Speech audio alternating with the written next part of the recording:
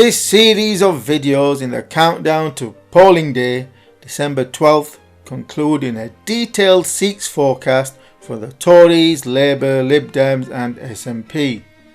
Analysis and forecast based on 9 key lessons learned from 2017 general election that I covered in an earlier video, whereas the opinion polls have consistently been wrong for now 4 UK elections in a row and thus should be ignored, whilst the most accurate predictor of UK elections has consistently been my house prices based forecasts and average earnings growth.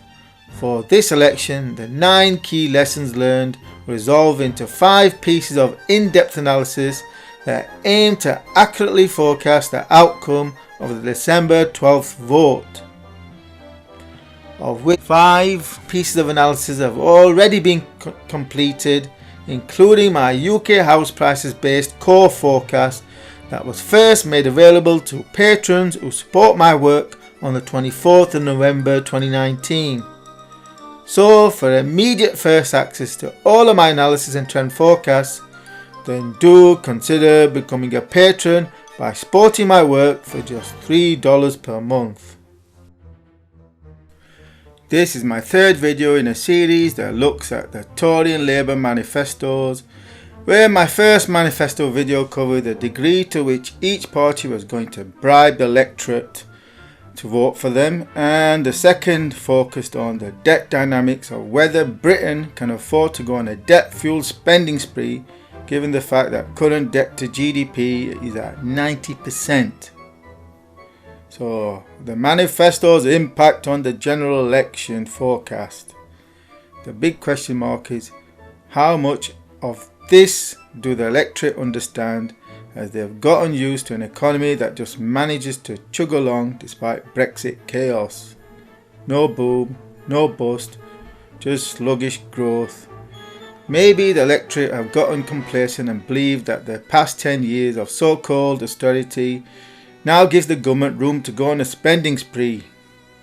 Unfortunately, Corbyn's revolution appeals to a good part of the 40% of the electorate who will be more than happy to see Labour go on a tax-hiking, debt-fueled spending binge, doling out free money left, right and centre. Which means, with Labour standing at 30% of the vote, then this manifesto acts as a huge boost for Labour, probably to the tune of a hidden 5% boost, which translates into Labour winning more seats than the pollsters are forecasting. Therefore, where the manifesto election bribes are concerned, then clearly Labour gains seats at the expense of the Tories, to probably in the region of a dozen seats against my core Tory seats forecast of 322, i.e. this analysis projects the Tory seats tally falling to about 310 to 312 seats.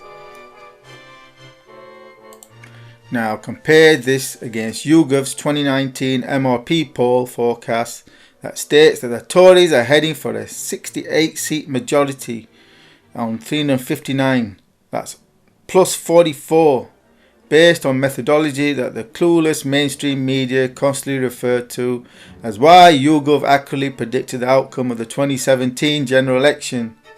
However, the truth is that YouGov's primary final call was for the Tories to win an increased majority, a case of YouGov publishing multiple country forecasts, then promote the one that most accurately matches the outcome. Let's see if they do the same again this election.